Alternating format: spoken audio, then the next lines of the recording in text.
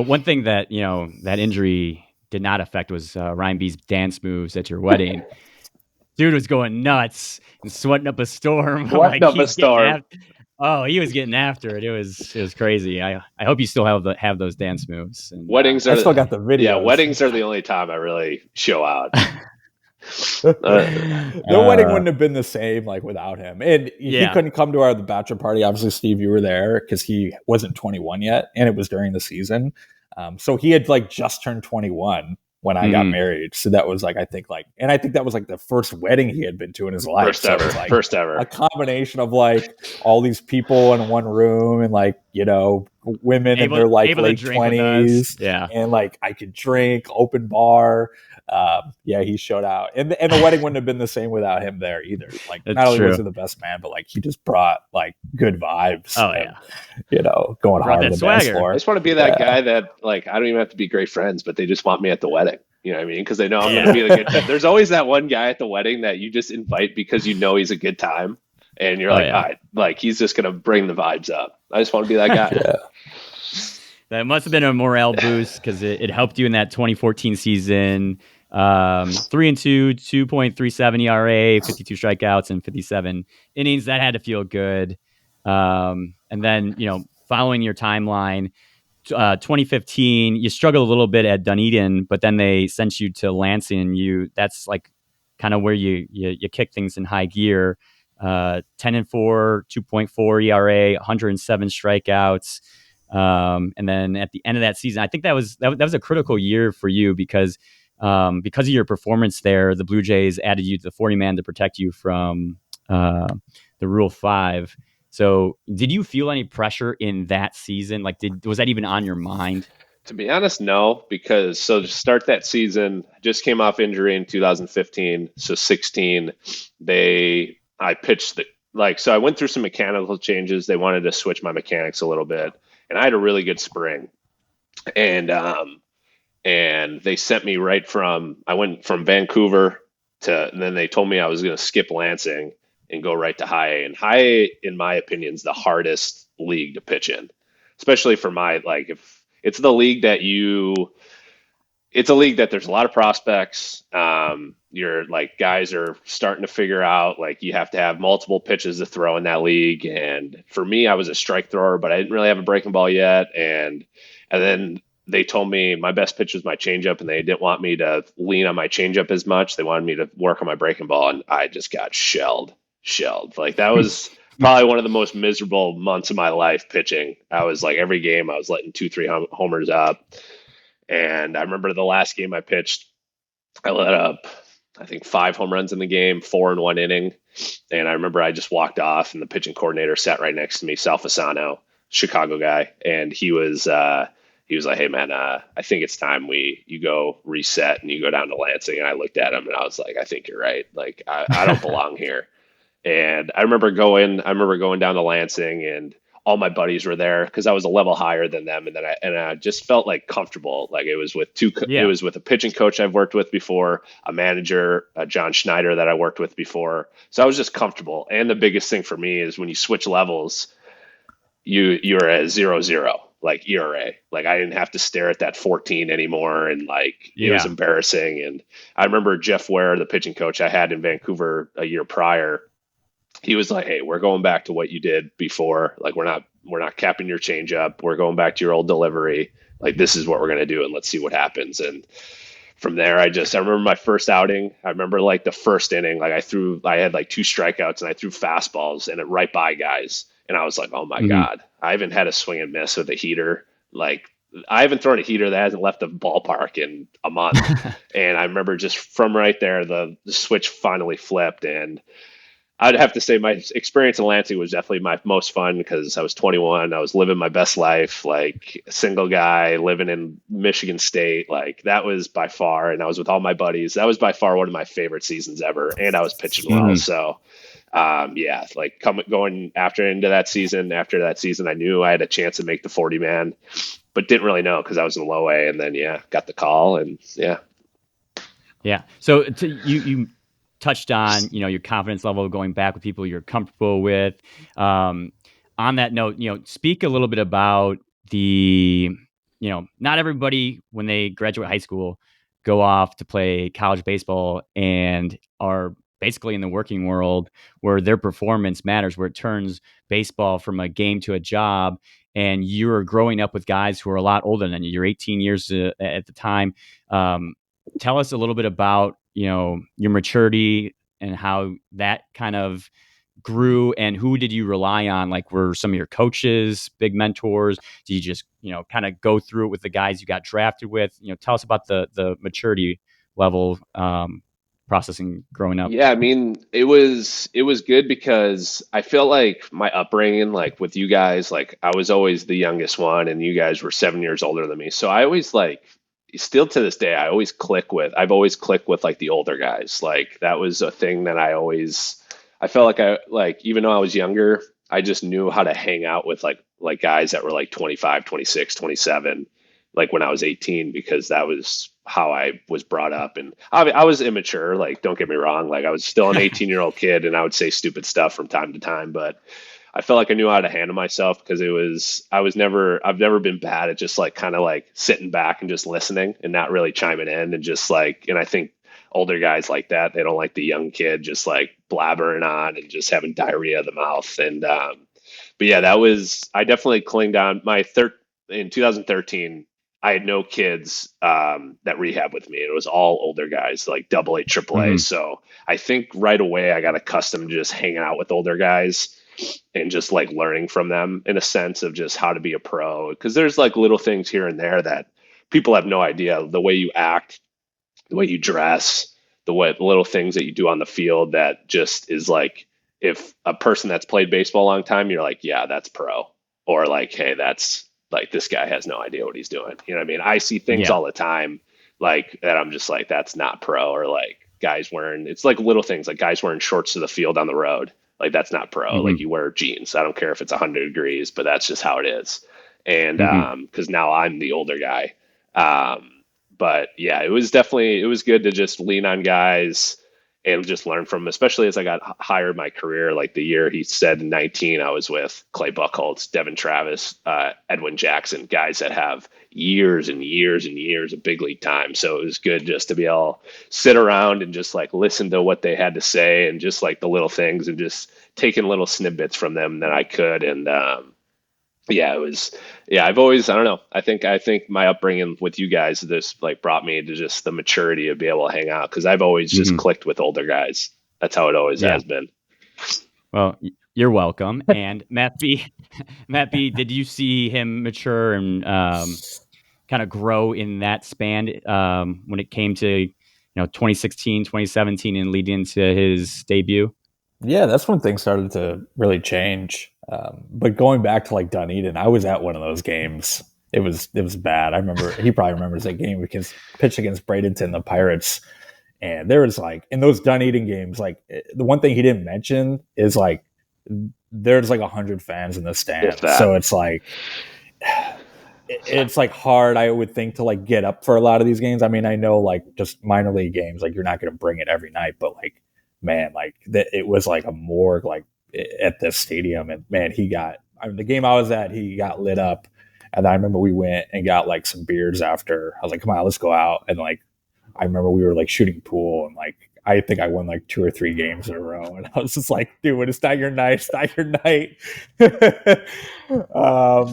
But yeah, you saw like a gradual progression of, just the confidence coming back. Like Lansing really changed stuff, I think. And then just building that momentum into the next season. Like he got called up and went to New Hampshire. He went back to Dunedin and pitched great. And then New Hampshire. And then eventually like Buffalo, like the last start of the season. And like it just kind of ballooned out of control. Like he just kept getting better and better. And it was like, hey, how's this stuff going to play at the next level once he went from Dunedin to Double A? And I was like, oh man, he's pitching great. And then he had that last start of the year in Triple A Buffalo.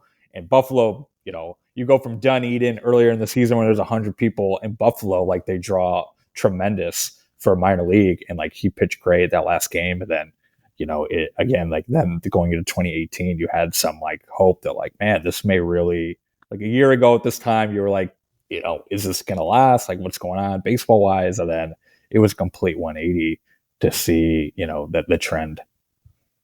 Yeah. So that's 2017 and then the beginning of 2018 were real standout years. 6-5, 3.5, 8 or 3.58 ERA, 109 strikeouts at Dunedin, and then you went, like Matt B said, to New Hampshire with the Fisher Cats. Great name. 1.94 ERA, 42 Ks and 46 innings. One game in Buffalo, 6 innings pitched, 0.00 ERA, jumped. And then you were the Blue Jays minor league pitcher of the year, and you made the All-Star for the minor leagues then. So that had to be huge for your confidence. And then it just like kept going in 2018, 6-5 with a 3.27 ERA with 58 Ks and 77 innings. And then the biggest day of all, the day that everybody who takes your process, goes through your process, everybody who plays baseball as a little kid is kind of dreaming of, is that major league debut. So on June 26th, 2018, in Houston, Texas, in Minute Maid Park, you're going against the Astros for your major league debut. Like, what was that? Like, when did they tell you that you're getting the call up? How did that process go? Yeah, so it was the night before. I remember the night before I was charting, because it was before 2 games before you start, you do charts. Like, you'll do velo chart one day and then you do the game chart. And um, I remember I was supposed to start the next day, and I remember on my phone, like, you're on your phone, and I see 2 of our starters went on the IL, and I was just like, ooh, okay, like maybe I'm gonna get the call. And I go into after the game, I go into the locker room and nobody says anything to me. So I'm just like, all right, well, I guess I'm not getting called up, whatever. And I just go about my day. Come in the next day for my start day. It's a day game. My parents literally just flew in too to like watch me pitch that day. It was a Sunday game. It was supposed to be a day game. I come walking in, get to my locker, and I just get called in from the manager, and he's like, hey, I got to talk to you real quick. And I remember it was, Bobby Meacham was our manager. Bob Stanley was our pitching coach, and Pat Hankin, he was a special assistant to the GM, and he was in town too. And they called me in. They said, hey, unfortunately, you're not going to make your start today. And I was like, huh? And he's like, yeah, because your next start's going to be in Houston. And I was just like, oh my God. And I was like, the excitement that I felt, like, I can't even explain it. But yet the thought that when I heard Houston, I'm just like, oh fuck, I gotta face these guys. Like, of course, like, I gotta face the defending champions. Like, and I was scared, man, because anything, you don't know how your stuff's gonna play.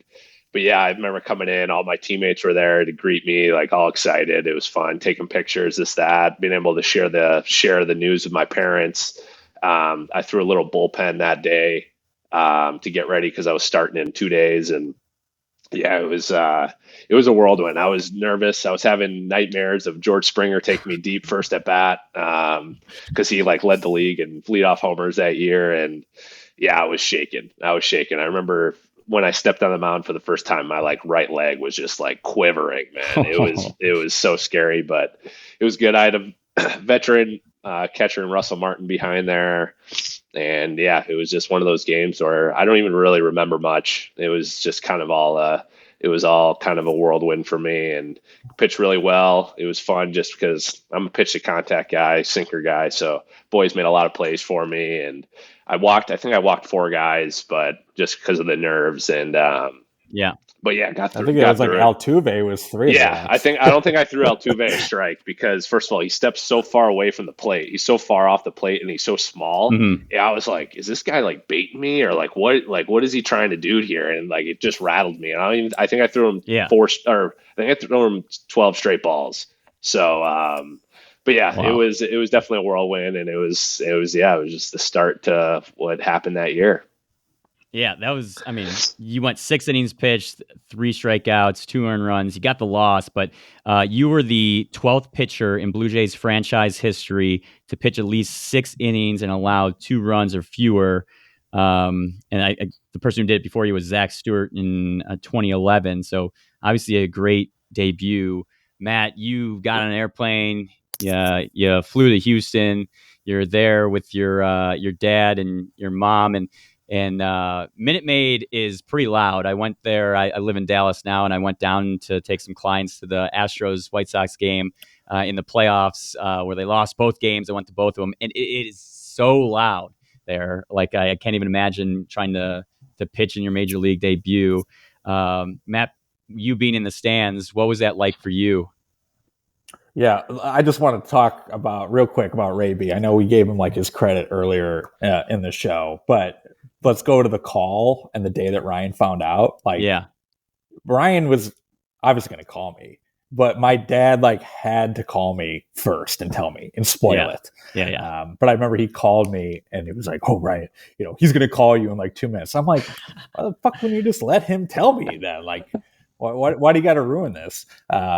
And my dad did the same thing this year when Ryan got called up with the Cubs. Like, Ryan called me, like I had a missed call. Like a minute later, he sent me a text. He's like, "Hey, Ryan's getting called up," and I'm like, can you not just let him like tell me? But I remember when Ryan called me, I have no shame to say like I started crying, but Ryan was so weird about it. He was like, he made these like comments about like, I know like growing, like, I don't even know. I think he was like nervous and like, I don't even know if he knew what he was saying, but he was like, I know like growing up, it was like really tough and like, blah, blah. And I'm like, what are you fucking talking about? I'm like, why are you even saying this right now? So I was like, are you trying to get somewhere with this? But yeah, the game was like that whole day. Like I got on a plane. I think I got there Monday night. We were able to have dinner real quick. But like what I remember about like the day of the game was just like sitting around like doing nothing. Just like, oh man, this is 7:00 game. Like you're just in the hotel.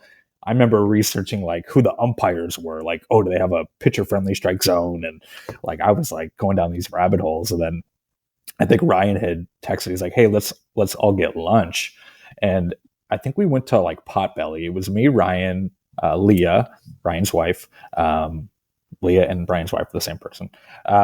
And my mom and dad. And it was like the most awkward lunch like ever. Like there was no one in this Potbelly. Nobody was talking for like 2, 3, 5 minutes, like silence. And I'm like, this should be at a culmination of like happiness and excitement. And like, I feel like we're going to like a fucking funeral. And so I was like, I just got to figure out a way to like break the ice. And I don't remember how we got on the topic of like me, like being younger and like how I had like tantrums and like, I was like such like a shithead kid, but I was like, what can I say to try to loosen it up? And like, then like, I kind of felt like then Ryan started telling stories and, he became kind of comfortable again. I was just trying to play like that role. But the game was insane. I mean, like Ryan had the same sense of like the Springer thing. My dad and I were like so terrified the whole day that Springer was going to like hit a bomb off him to lead off the game. And it was just a total whirlwind. And I didn't take a single photo or video from that game. Like looking back, like I was so like in the moment. Yeah. And there were so many friends and family there. And we went to a bar after the game. And tying back to Ray B, he had like his first drink in like 20 or 25 years. Like he said he would never drink again unless Ryan had made it to the big leagues. And Ryan got him like a Bud Light, I think. Like, a very anticlimactic drink. But I think the coolest part about that day was like getting back to the hotel and going on like social media. And there was like so many people from Mundelein. They had watch parties at Emil's. They had watch parties at like Crossroads. People were like had champagne in their homes. Like it was just so crazy to like to see like the outpouring of support. And I think it was cool for people from like Mundelein to kind of see someone from that town like kind of make it to a degree. Yeah, because I think you guys would agree like we're maybe in the minority of like people that have like left the Chicagoland area. Like I think a lot of people stay there. There's a lot of pride, and just I think them seeing like someone make it, quote unquote, like was really special to them. Yeah, I mean that's unreal. Like Sean McGrath, who we had on in the show earlier from Mundelein, he was able to play in the NFL, and then having Ryan B playing the show, pretty nuts. I was in Minneapolis, and I have the MLB package and put on the Astros game and was watching it. It was just nuts. And I was like, just cheering. And Bree's like, what are you yelling at? I was like, Ryan's pitching, he just struck. I don't know. Who was your first strikeout? Marwin Gonzalez on one of the worst uncompetitive changeups ever, but he was just swinging out of his hand. So it was perfect. Awesome. Yeah. So that game was great. Like Matt said, like the whole town of Mundelein was behind you.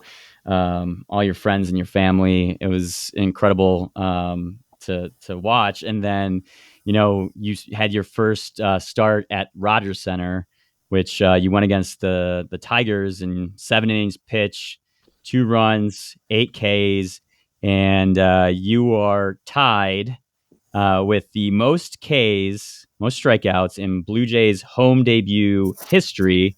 Do you know who you're tied with? Right. Holiday. Roger Clemens. Wow. Yep. Nope.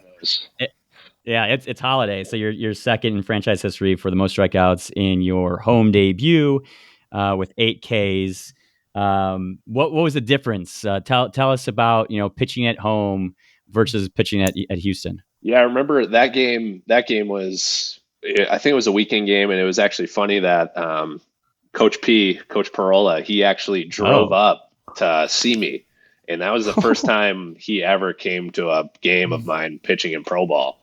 And I remember the first what a fair weather fan. Yeah. In the big league. But of course, him, he has to drive. He couldn't fly, obviously, because it's a little bit too pricey. But yeah, he the first inning was not like, I remember I led off the game with a strikeout, and then I think I got out of a bases loaded jam. I remember a ground ball back to me for a double play. It was a little shaky, and then after that, I kind of the first inning was always my toughest innings as a starter. And then once I got out of there, I just started rolling. My changeup was working. I was working with Luke Maley. He was behind the plate with me, and he always had a really good feel for my game. And we were throwing a lot of changeups, mixing speeds, and he's a big target. So it was one of those games where you start racking up the strikeouts, and it's like, all right, like you just start attacking. And it was just a fun game. It was fun.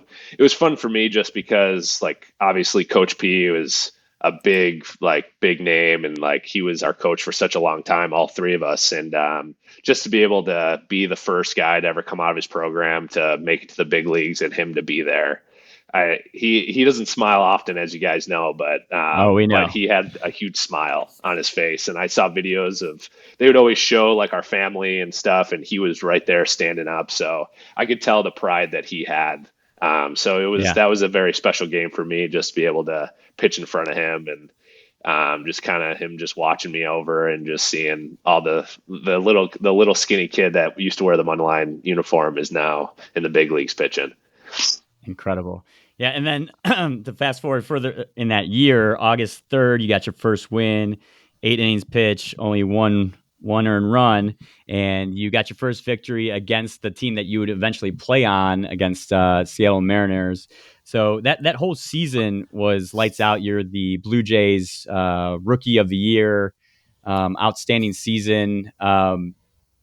Matt, what kind of explain how the family was feeling, how you were feeling. You were on TV several times, and you kind of got a little cult following from Blue Jays fans following you on Twitter. Tell us a little bit about, It just happened like so fast, it was like, holy shit, like people like know who this guy is all of a sudden. And I think the Chicago game was probably like one of the coolest moments of the year, just like getting back there.